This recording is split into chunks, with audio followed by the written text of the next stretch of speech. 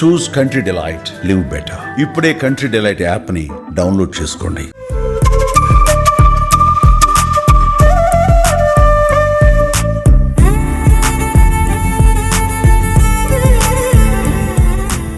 Welcome to Suman TV. This is Satyam Prasad. రాష్ట్ర ముఖ్యమంత్రి నారా చంద్రబాబు నాయుడు కుప్పం నియోజకవర్గ ఎమ్మెల్యేగా ప్రస్తుతం కుప్పం వాసిగా మారారు.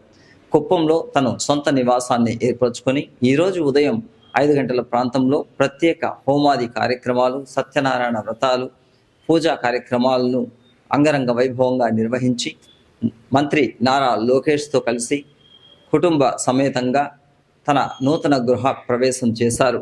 ఈ నేపథ్యంలో పలువురు ప్రజాప్రతినిధులు, అధికారులు తండోపతండాలుగా కుప్పం నియోజకవర్గంలోని ప్రజలందరూ కూడా చంద్రబాబు ఇంటి ముంగిట బారులు తీరారు. నారా చంద్రబాబు నాయుడుకి శుభాకాంక్షలు తెలియజేశారు.